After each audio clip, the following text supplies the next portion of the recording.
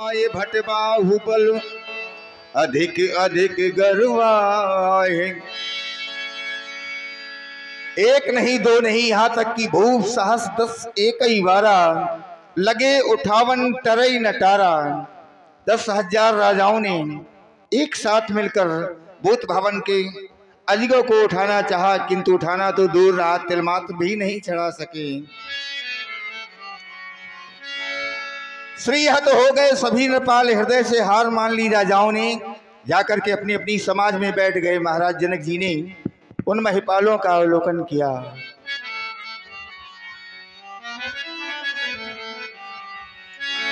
श्रीहत भय हार ही राजा, बैठी निज निज जाई समाज।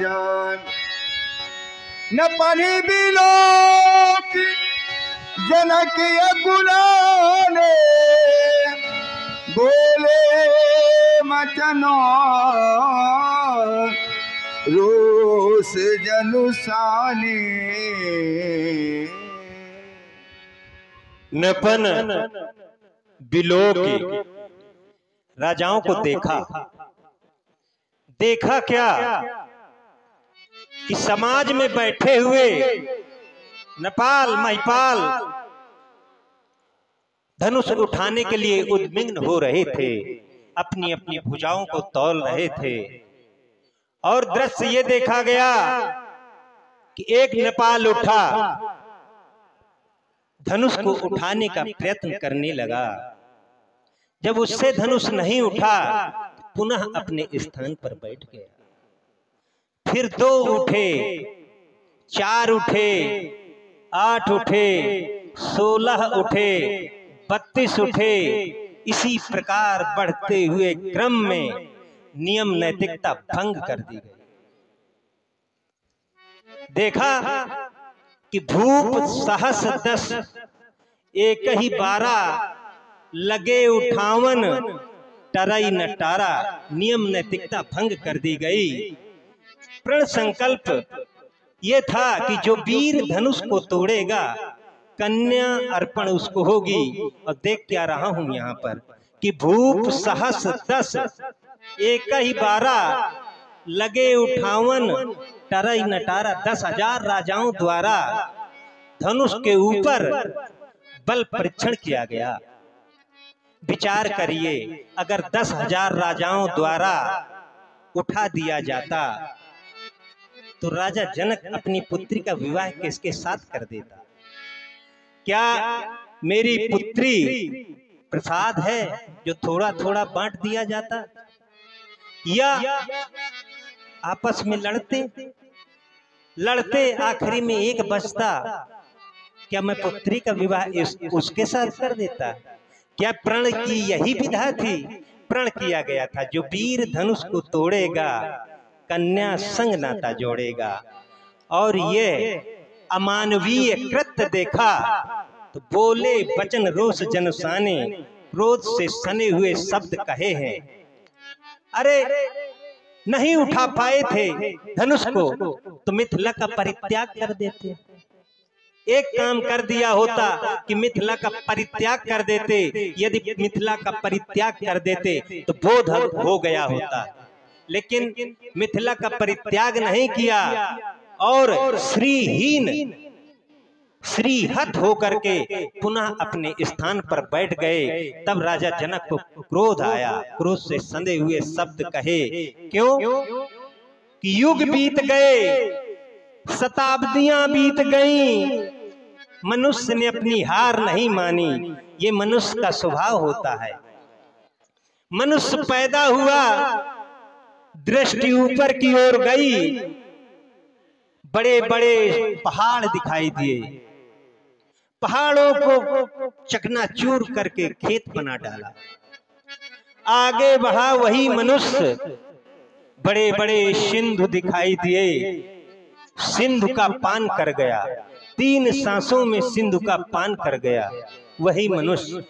आज मैं देख रहा हूं श्रीहत भये हार ही राजा, बैठे निज निज जाई समाजा, हृदय से हार मान बैठे। हृदय से हार मान कर पुनः अपने स्थान पर बैठ गए। वीरों की इतनी बड़ी अवलब्धि, वीरता का इतना बड़ा पराभव, शक्ति का इतना बड़ा ह्रास स्वप्न में भी कल्पना नहीं किया गया कि ये दिन भी राजा जनक को देखना पड़ेगा। बड़ा शोक, महान शोक, महान शोक, महान शोक। यह मैथिली अधिवेशन एक देश एक राष्ट्र का नहीं है, यह अंतर्राष्ट्रीय महाधिवेशन है। इसमें कुश, क्रोन, शाल्मली, जम्मू, साक, पुष्कर, पृच्छ जैसे द्वीपों के मानी महिपाल यहाँ उपस्थित हैं, बैठे हैं। दीप दीप पे ये भूपति नाना आए, सुनी हम जो प्रण ठाना। देश देशांतर के नेपाल हमारे प्रण को सुन करके आए हैं। और जब समाज में दृष्टिपात किया, समाज में घूम करके देखा, तो कौन कौन आए हैं? देवो तनुज धरी ये मनुज शरीरा, आए विपुल वीर रणधीरा। पाताल लोक से दैत्य आए हैं, देवलोक से देवता आए हैं, विपुल वीर आए हैं धराधाम से, और रणधीर आए हैं। बड़े बड़े योद्धा, बड़े बड़े वीर, बड़े बड़े सुभट आए हैं। आपने भी देखा। मेरे प्रण की एक नहीं, दो नहीं, तीन तीन महती विशेषताएं हैं। यदि कोई वीर मेरे प्रण की पूर्ति कर देता तो उसे क्या क्या प्राप्त होता। कुंवर मनोहर विजय बड़ी कीरति अति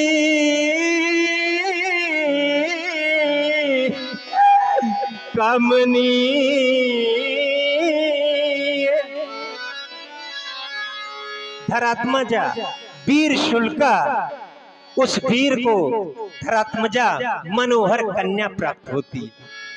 दूसरा, विजय बड़ी त्रिभुवन जय का पदक प्राप्त होता उसको। और कीरत अति कमनीय, अति कमनीय कीर्ति का वह प्राप्त करता होता। लेकिन मैं क्या देख रहा हूं कि पावनारी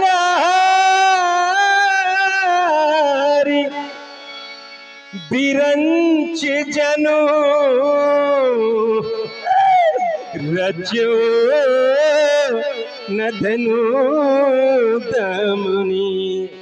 ऐसा लगता है जैसे ब्रह्मा ने वह व्यक्तित्व ही नहीं बनाया, उस व्यक्तित्व का सृजन ही नहीं किया जो मेरे प्रण की पूर्ति कर देता। क्या मेरे लाभ अच्छे नहीं लगे? बताइए बताइए, क्या लाभ अच्छे नहीं लगे? कहूं कहूं यही लाभ न भावा। यदि मेरे लाभ अच्छे लगते तो पूरा कर दिया होता मेरे प्रण को। कहूं न शंकर चाप चढ़ावा, राही उठाओग ये तो रब भाई, दिल भर भूमि न सके छड़ाई। यदि दिल भर भी कोई उठा देता तो मैं उसे वीर मान जाता। तिल भर भी उठा देता तो मैं उसे वीर मान जाता। अब मुझे कहना पड़ा कि ये देश देश के राजागण किसे कहे बलशाली है। अरे हमको तो ये विश्वास हुआ ये पृथ्वी वीरों से खाली है। वीर भोग्या वसुंधरा इन वीरों से निर्मूल हो गई। सृष्टि रचयिता ब्रह्मा से भी मानो भारी भूल हो गई। कैसे कैसे वीर हुए हैं इस धराधाम में। ये सिंधु सोखने वाले भी जन्मे हैं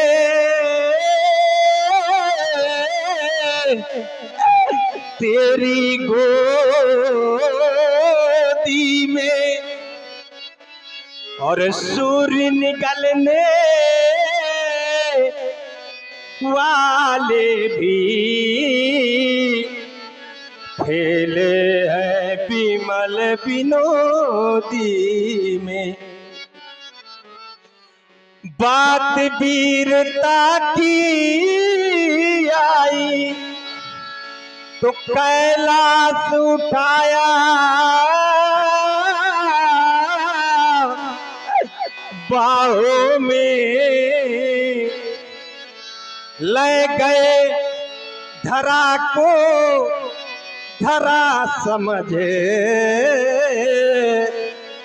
ले गए वीर उछाहों में। ये देश देश के भूपति आए सुनकर सीता ब्याह कहानी। किंतु ये धनु अब तक ना टूटा। विपुल वीर की बना निशानी। पैज किया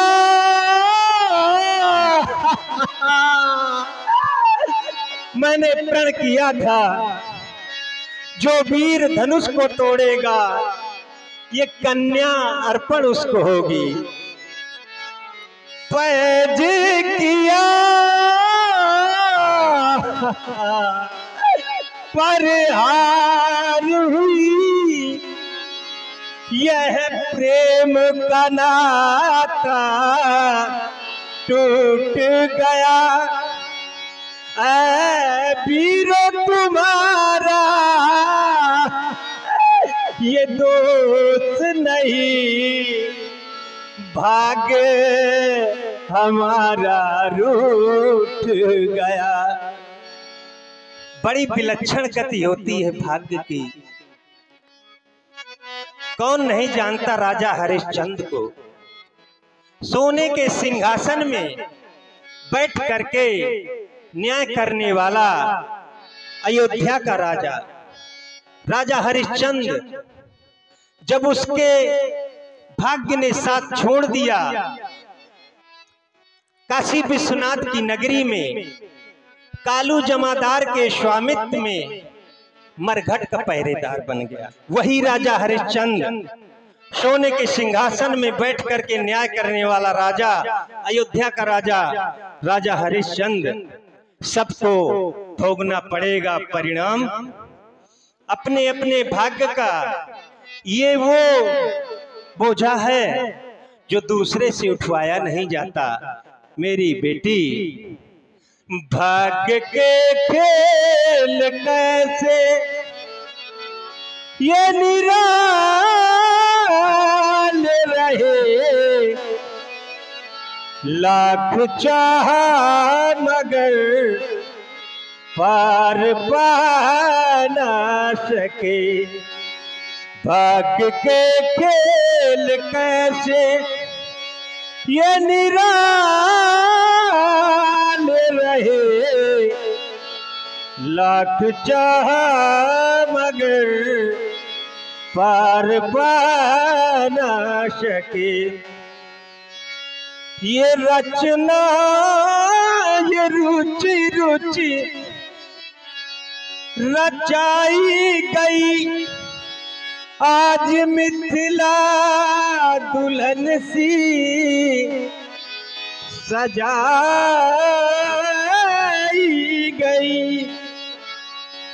जिसको बनना था दुल्हन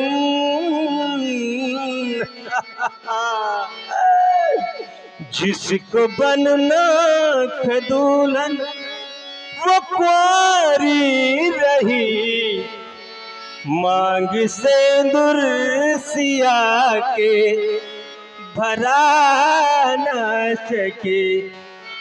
भाग्य के खेल कैसे ये निराले रहे लाख चाह मगर पार पा ना सके। मेरे द्वारा कोई ऐसे कर्म किए गए होंगे, कोई ऐसे आचरण किए गए होंगे, मुझे आज परिणाम इस रूप में भोगना पड़ रहा है। मैंने कच्चे पुष्प तोड़े होंगे, चातक के मुख मोड़े होंगे, कोई ना कोई तो कर्म मेरा ऐसा रहा होगा। आज मुझे ये समय देखना पड़ रहा है। जिन पाँव महाउर लगे ना था वो पाँव नहीं देखे जाते। जिन हाथ में हरदी लगनी थी वो हाथ नहीं देखे जाते। पहले विचार शायद होता तो ऐसी हंसी नहीं होती और ऐसा प्रण ये करते ही नहीं तो ये ऐसी हंसी नहीं होती। एक दिवस की बात है कि सुनैना सीता की मां ने कहा कि राजा आपको कुछ याद है? मैंने कहा नहीं। तो उन्होंने बताया कि सोबर मिलहि जाहि मन राचा। नारद जी के वचन हैं कि आपकी लड़की किसी को रांच लेगी तो वही उसका पति बनेगा। आप महलों में रखते हैं उसको, किसे रांच में? तो मैंने कहा हाँ रानी। तो उसने कहा चिंता न करे, मैंने बिटिया को गौरा पूजन के लिए भेजा है। तो गौरा पूजन के समय जब माँ गौरा के सामने मेरी बिटिया सीता पहुंची तो उसने आराधना की कि जय जय गिरिवर राज किशोरी, जय महेश मुख चंद चकोरी, हे गज बदन कड़ानन माता और जगत जननी दामिनी दुत गाता। पूजन अर्चन करने के बाद में मेरी पुत्री पुष्प वाटिका के माध्यम से आ रही थी, उसकी दृष्टि एक मूर्ति पर पड़ गई। तो लोचन मग मूरत उरयानी, तो कीने पलक ये कपाट सयानी। उसने नेत्र बंद कर लिए अपने और माँ की संस्तुति कराने के लिए पुनः दौड़कर चली गई तो भवन भवानी ये गई बहोरी, पैर पकड़ लिए माँ के और बंदी चरण भोली करे जोरी। पैर पकड़ के कहने लगी कि माँ तुम्हारे पति का धनुष है, बहुत गरु है, हृदय में जो मूर्ति है इस मूर्ति को पहचान लो माँ। जब ये मूर्ति उस धनुष के सामने जाए तो हल्फ करवा देना। तो विनय प्रेम बस ये भई भवानी, मां प्रसन्न हो गई। तो विनय प्रेम बस भई भवानी और खसी माल मूरत मुस्कानी, और जो हाथ में माला थी वो बिटिया के गले में पड़ गई। तो मैंने कहा ये तो लक्षण अशुभ है। मैंने वेद वक्ताओं से सुना है कि गर्जंती कूपा मूर्ति हसंती, ये लक्षण अशुभ हैं, वेदो बदंती। वही पास में खड़ी सुता दौड़ करके आई और गले लग गई। उसने कहा पिताजी न रो पिताजी, माँ ने हमें शुभ आशीष दी है। मैंने पूछा क्या कह रही हो बेटी? तो उसने कहा कि मूर्ति मुस्कुराई अकेले नहीं है, बोली भी है। मैंने कहा क्या बोली है? तो उसने बताया कि सुन सत्य ये आशीष हमारी और पूजहि मनो कामना तुम्हारी। और ऐसा लगता है जैसे माँ गौरा का आशीर्वाद झूठा हो गया। इस भरी समाज में माँ गौरा का आशीर्वाद झूठा हो गया। हल कर सण से ये जो ज्योति मिली, घृत डाली के लोग को बढ़ा ना सका, और जिस वीर की खोज में था निकला है बेटी, उसे मैं पा न सका। दुल्हन के साज ये सजाया सभी, पर द्वार पे डोली मंगा न सका। ए वीरो तुम्हारा ये दोष नहीं, मैं मांग सिया की भरा न सका। कुंवारेपन के वर्ष सभी कट जाएंगे, कला श्रेष्ठ के द्वार। और ध्यान दें, जनक जी की सुंदर वाणी में, सुंदर विलाप में ये कड़े ताल से 21 में भेंट करते हैं हमारे निखिल द्विवेदी जो पतारा से पधारे हुए हैं। जनक जी की सुंदर वाणी में भेंट किए। धन्यवाद, साधुवाद के पात्र। कला श्रेष्ठ के द्वार खोल दो ए आर्य, नैनों के जल से सप्त रंगों को घोल घोल कर साधना तुलका से खींचे जो प्रिय मिलन। मेरे मिथिला की सिंचित सुषमा, कैसे दूं मैं आज शरद शशि। एक दिवस की बात है, मेरी पुत्री सीता मेरे पास आई और रोने लगी। मैंने पूछा क्यों रो रही हो बेटी? उसने बताया कि पिताजी यदि मैंने धनुष को न उठाया होता तो आज भरी समाज में आपका उपहास न होता। अगर मैंने धनुष न उठाया होता तो आप प्रण न करते, प्रण न करते तो भरी समाज में आपका उपहास न होता। और बिटिया रोने लगी। मैंने क्या समझाया? बेटी मत रो, बात मेरी तू मान। बेटी मत रो, बात मेरी तू मान। ना मानी तो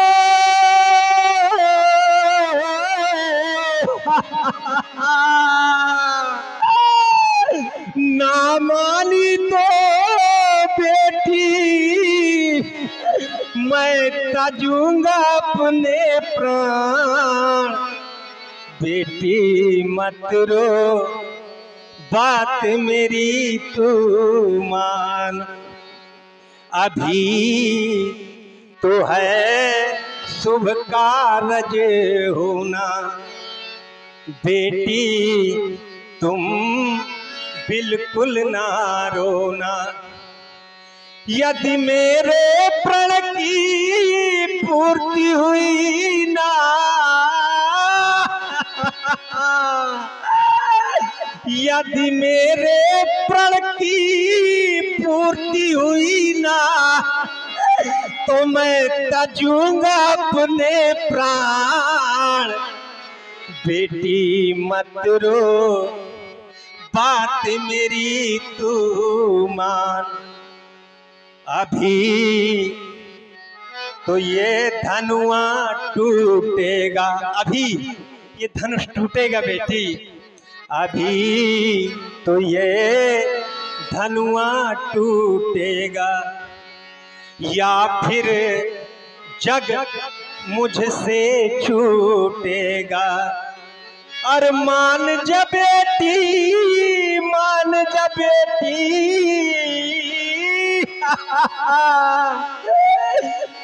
मान जा बेटी, मान जा बेटी। मैं करूंगा कन्यादान।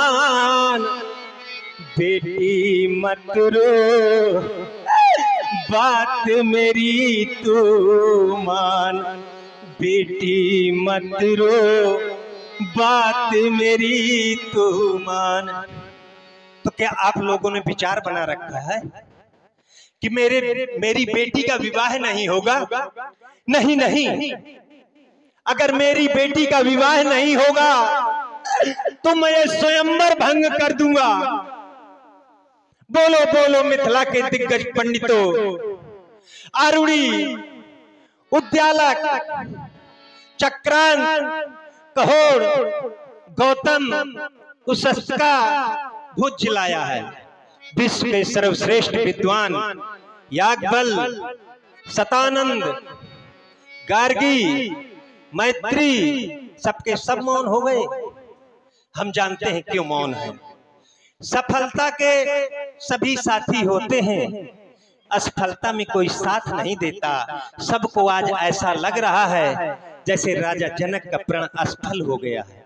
यही कारण है कोई बता नहीं रहा कि मेरी बेटी का क्या होगा यदि प्रण न पूरा हुआ और प्राण छोड़ दिए तो इस मेरी कन्या का क्या होगा।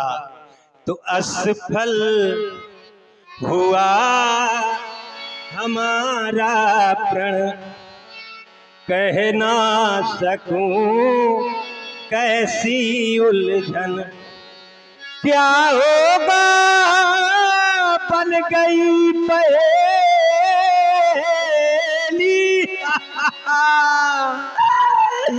क्या होगा बन गई पहेली। ये सीता की राम कहानी, मौन सभी ये पंडित ज्ञानी, मौन सभी ये पंडित ज्ञानी। आप लोगों ने देखा होगा रावण बाणासुर आए और मौखिक वर्चस्व स्थापित करने में लगे रहे, देखा होगा सब लोगों ने। तो रावण बाण सरीखे योद्धा, रावण बाणासुर जैसे योद्धा आए और देख सरासन गवहीं सिधाए। जब वे चले गए तो इन राजाओं की दशा लग रही। अस्त हुए ज्यों नभ के तारे। ये वसुधा वीर बीन हो गई, ये वसुधा वीर विहीन हो गई।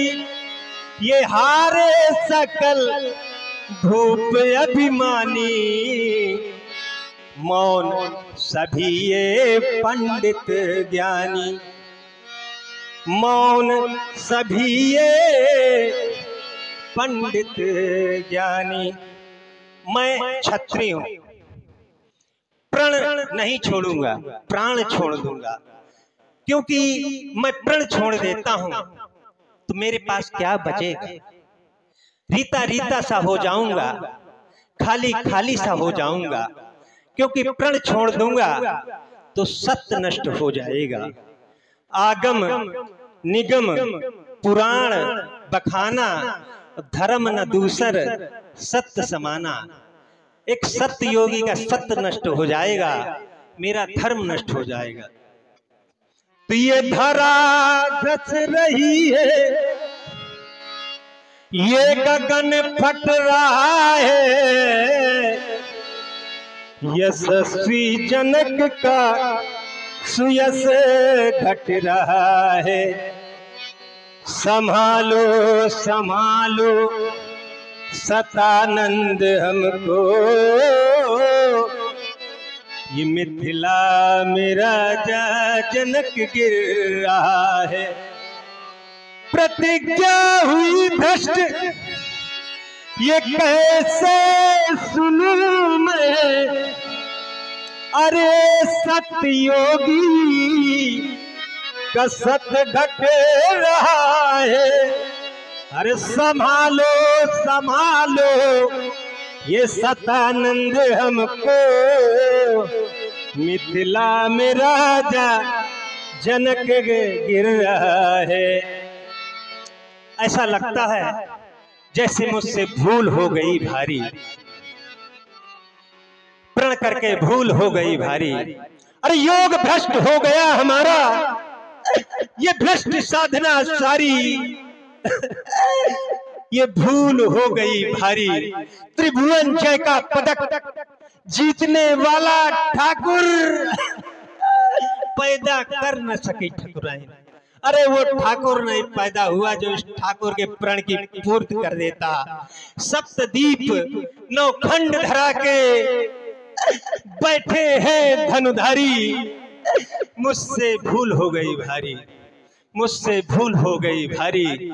सीता की सखियों, मेरी पुत्री सीता को ले जाओ, क्योंकि मुझे कहना पड़ रहा है कि अब जन को माखे भट मानी।